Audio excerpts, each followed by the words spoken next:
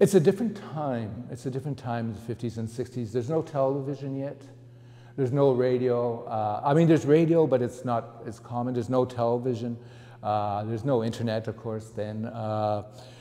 So what that meant was that the languages were much stronger. So a lot of the people that John Macfie would work with as a trapline manager would speak very little English. Even the adults, middle-aged adults, would have spoken far less English than they do.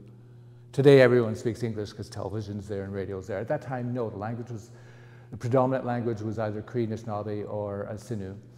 So John Macfie firstly he had his own notebooks and his own kind of dictionary where he would write down words. He had to be able to understand what people were saying, and he had to be able to especially make people understand what he was trying to say so he's not misinterpreted. So language was the first thing that was a challenge for John Macfie at this time.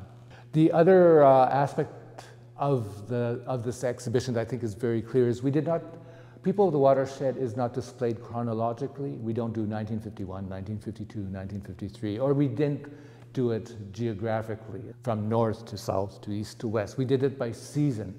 And for me, that's something that people will get a grasp of when they come to the exhibit, is seasons very much dictated people's lives. Summer was a time of gathering, not just of people and coming together, back together as communities, but it was a time of gathering things like medicines, depending on the season, berries, roots.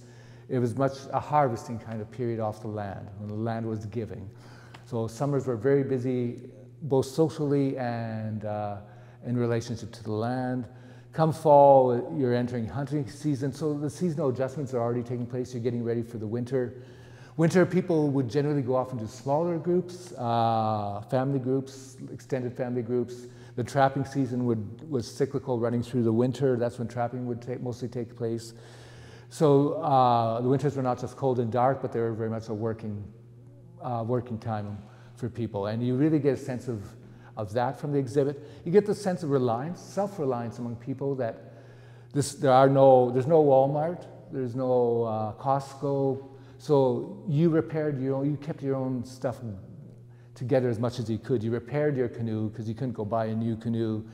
You did all those things. You fed your dog teams. There's no snowmobiles yet, they're just coming in. So dog teams were very important for anyone who's trying to travel across the land in the winter.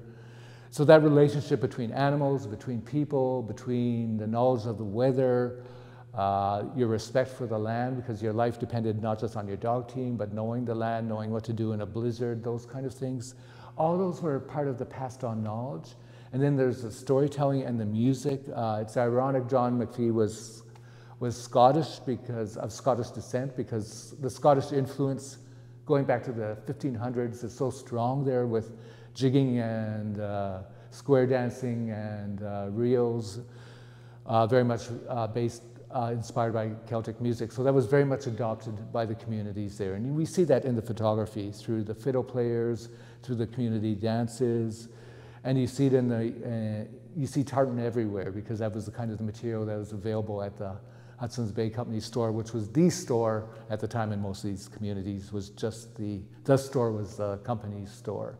So it was very much that kind of period of time which was such a magical period of time, and I think people will come away with a sense of that and an appreciation of that.